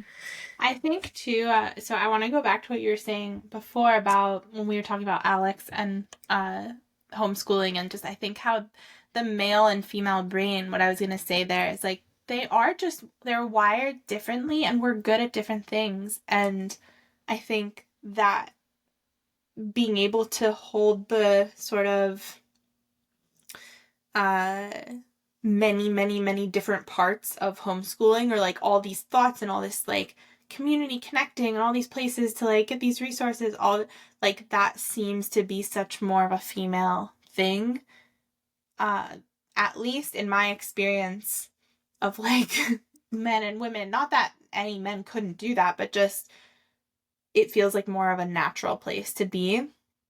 Yeah. And Jordan and I have been talking a lot about this because we were just sort of having a talk about like, will I be working in the future? And it's just sort of this like question of like, how much energy do I really put into, like, do I want to build a business? Not really. Like, I don't really. And it's like, I like having a creative outlet, but it's like, once we have kids, I think most of my energy is just going to be, and that's the stuff that I feel so excited by. I don't feel that lit up by like, let me go figure out how to make tons of money and like go be big. Like I feel more excited by like these things like how will I figure out how to homeschool and like what will I do? Like how the things I'll learn and teach our kids and even things like we were we've started not budgeting, but we've started like actually looking at where we spend money for the first time. This is gonna sound so naive and just like but basically neither of us Jordan grew up a lot more frugal. Like his parents were a lot more frugal, but he was kind of the mindset of just like I'll make a ton of money so it won't matter. Whereas I grew up having more money and just no one ever taught me. I've never been at a store, like a grocery store and been like, "Oh, this is on sale," or like, "Oh, this is really expensive today." Like all these things that seem to come very naturally to people, to some Yeah. people. I just nobody ever showed it to me. I've never considered it. Yeah. And recently we were like, okay, like we're about to have the sale of this house. We're like life planning. And I started to be like, let's just see, like we seem to spend so much money. I was like, where does it go? And so we started tracking like categories of like where we're spending money. And I was just like, oh my God, we spend so much money. And then on food, especially. Yeah. And so I was like, why are we spending so much money on food? And I know we care about food and everything, but I was like, this is like like it must be quadruple 6 times what people are spending on food. Like I was just like, what are we doing? So then I was like, okay, I'm gonna make this my project. And so I went to the grocery store because I was like, how do I learn? I've never learned. I was like, I'm gonna have to just go to the store and like do research and be like, what does everything cost? And then I'm gonna have to go back and be like, what's it cost today? And like, is it changing? And what's like a cheaper way to do like, what fruits are cheaper than other fruits and what and basically I'm saying all that to say I spent like many hours just going in all the details of like my goal is kind of how do I because I know you could eat just like rice and beans and eat super cheaply, but I'm like I want to have the most nutritious and most delicious and exciting meals for not like the cheapest we could spend, but just like a more reasonable amount. Like how can I was like, can I cut our grocery bill in half? Yeah. And this to me was like a fun project. I was like, I'm gonna like go all in and like look all at this and learn about it and figure it out. And Jordan was like, that to him was just the most nightmare of a thing to have to do ever. Like he doesn't want to do that kind of thing at all, right? He likes working. Yeah.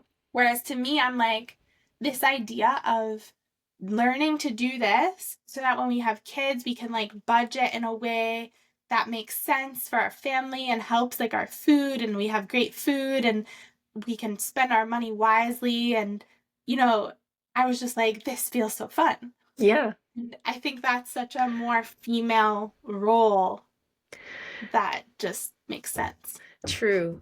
And I love how you and Jordan like think of these things before having children. Like it's so beautiful to be thinking and like imagining and like yeah, just putting the support systems in place before actually being in it.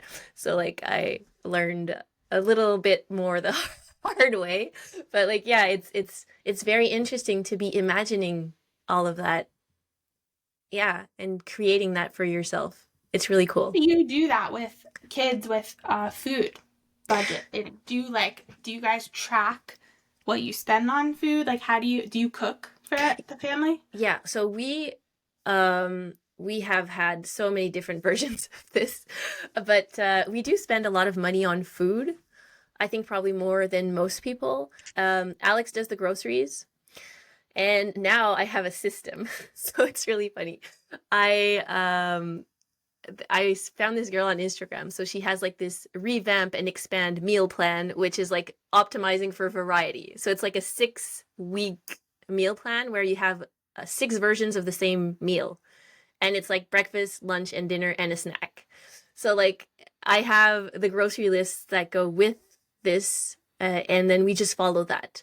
And so like, and for the cooking, so like I took on the cooking since we had that plan. And then recently my brother is helping a lot with the meal prep and he loves doing it. So it's just been very different. I have the whole system. It's true. We haven't spoken about this, but like the way I'm structured now is that like my brother has the kids every morning from 9 to 11 and they just like play. So we get up, let's say around 7. From 7 to 9 is like our morning routine. We do like our 5-minute gratitude journal and like we Oh, make the bed and we get dressed and then we do like Emmerich practices his piano and Charlize does this thing called Baby Sparks, which is just like learning activities for toddlers and it's just super fun. So like we do all of that from 7 to 9 and we eat breakfast. And then from 9 to 11 they're with my brother and we have early lunch, so like around 11:30 we have lunch and then Charlie's naps and then I get my one-on-one time with Emmerich in the afternoon. wow. So we do his cards. So I have like these planning cards for his learning. So he picks 4 cards per week and like those are the subjects that he chooses to learn from. So like he decides and then we just follow the card. So let's say math, if it was money, then we would do money operations for the whole week and then he decides if he wants to take it to the next week or just like switch it.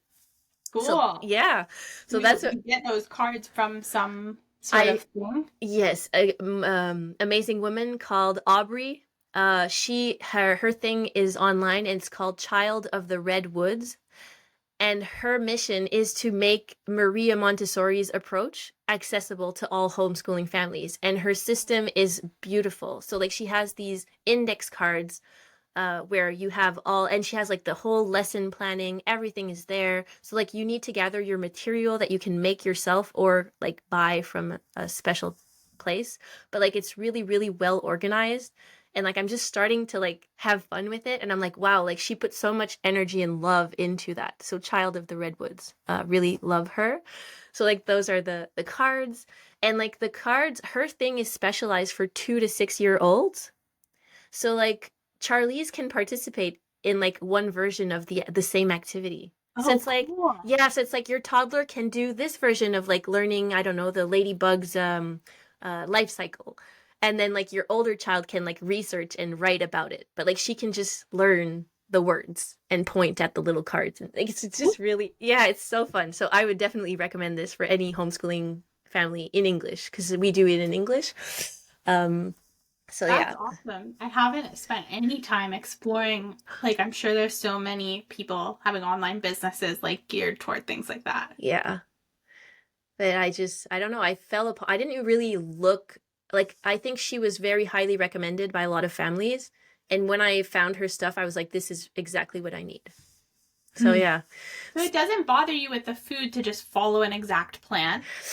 You like No. Well, make tweaks? I think it helps. Yeah, we make tweaks. So like we could, now that we have this rolling, it just makes it easier to get support because now my brother can follow the same plan.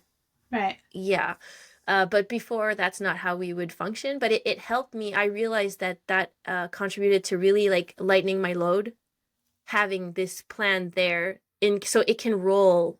It doesn't require a lot of mental bandwidth on my end versus like every week deciding what we're gonna make with what's available. So yeah. So that's something that we used to do and I think it made things harder. Like I hate the part of questioning like what are we going to eat? I don't know how you relate to it. I think you make it like you invent it as you go. Yeah. I Yeah. mean, I sort of like it. I don't know how it will change once we have kids, but I like what finally started working for me because I never was able to get a plan to work for me. Anytime I would like make a week plan or have somebody make like follow a plan, it would just fall apart Yeah. because I either wouldn't want to eat that thing or I wouldn't like I would just start to like resent the plan. Yeah. And so what I ended up finding works well for me is to almost always be thinking about it, but just like in a much smaller way.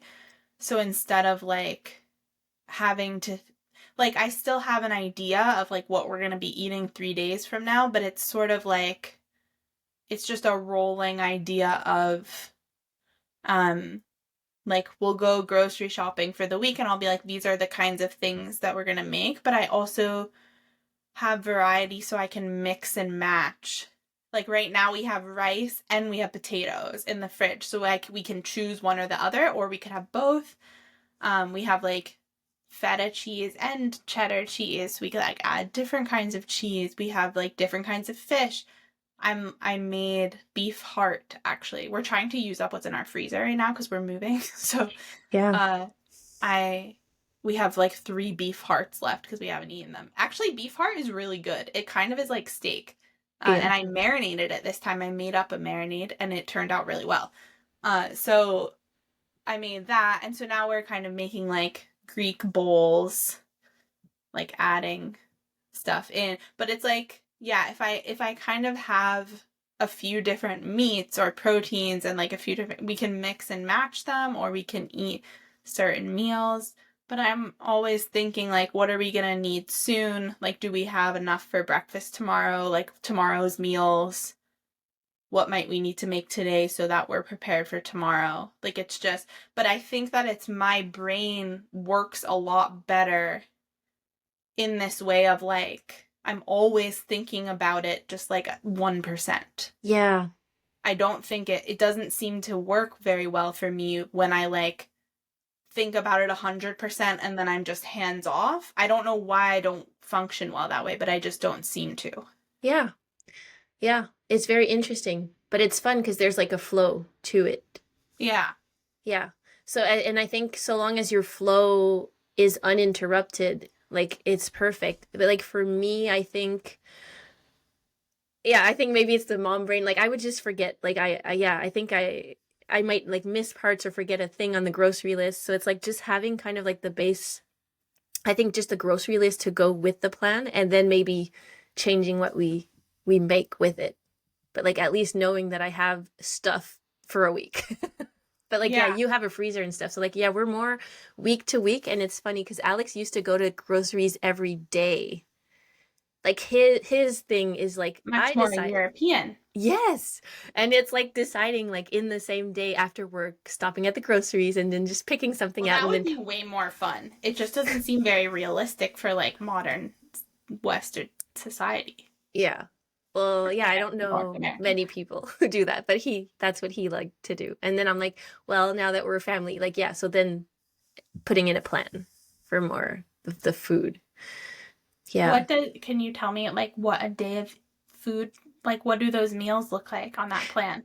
Like what would a Yeah. day of meal Um, be like? so I'm trying to think, let's say a Tuesday. So she has like a I think the Tuesdays are toast.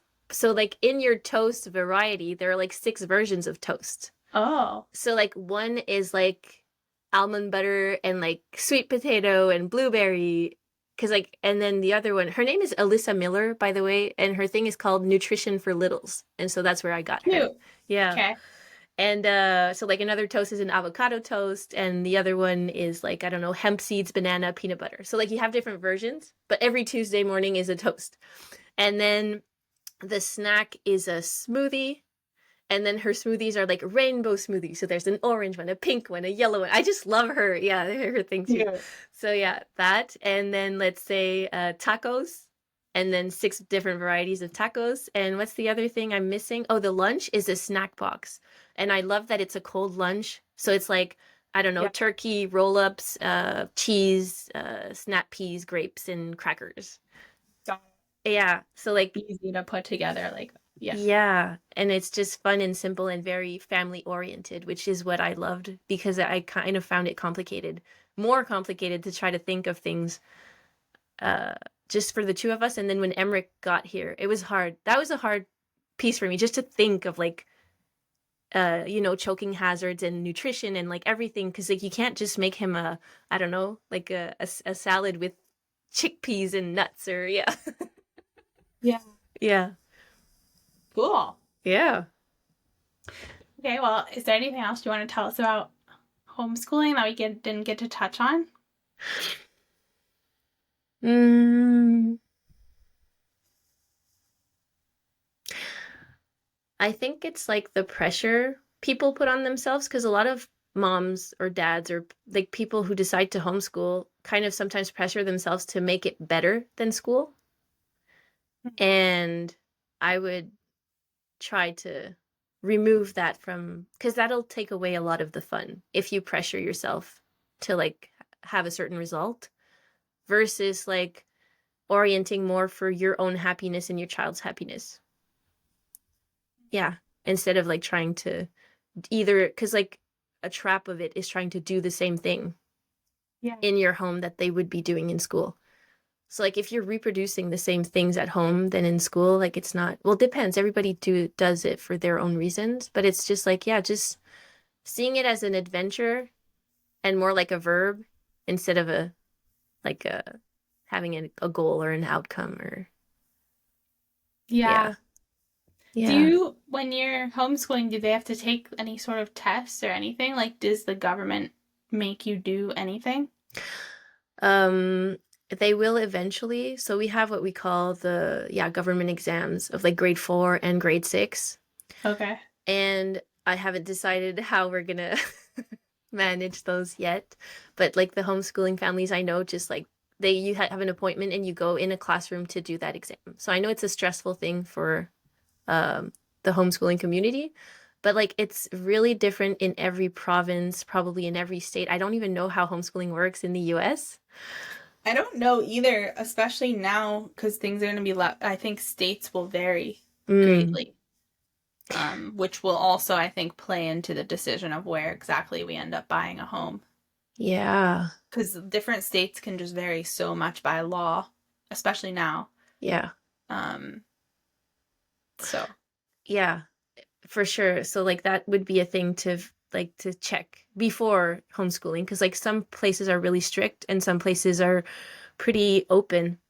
Like I checked in like BC, like you just say I'm homeschooling and nobody checks anything. ever? Versus ever. If they're like, "Are you Wow. homeschooling this year?" "Yes." "Okay, have a good year. Do you need anything?" It's like just really fun. Mm. Versus here, like they got a little bit more strict where they ask, like they meet with you, I think twice per year, and you have to file like a report of what you're doing. And so like yeah, but it's just yeah to see if this place you live in makes your life easier or harder.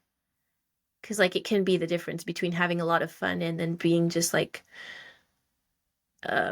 overloaded with paperwork and feeling kind of trapped. Like you do it for the freedom, not for feeling trapped inside your own homeschooling thing. Yeah. Yeah. Are you guys thinking you're going to stay there now because you were questioning? Yeah, that's a good question. I think we're still open to possibilities, sometimes maybe half and half. Like, yeah, living somewhere for 6 months, coming back here. We're really open. But like for now, I think like for the kids, it's a good place to be Mm-hmm. for them and like for the proximity with the extended family. Yeah. Yeah.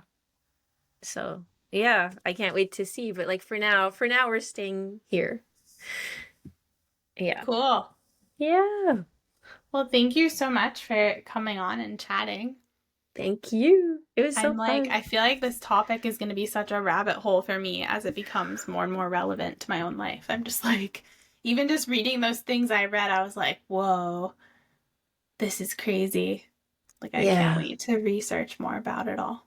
Yeah. And it's really, I think, the hardest thing for me as a parent is like balancing between like exposure to the world as it is and protecting what I value and what like matters most in them.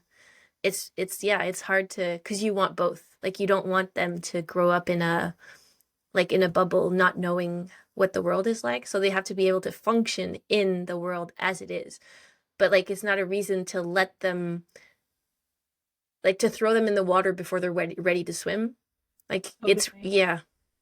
Yeah, I somebody that when I mentioned that we were gonna homeschool our kids said that it was like indoctrination.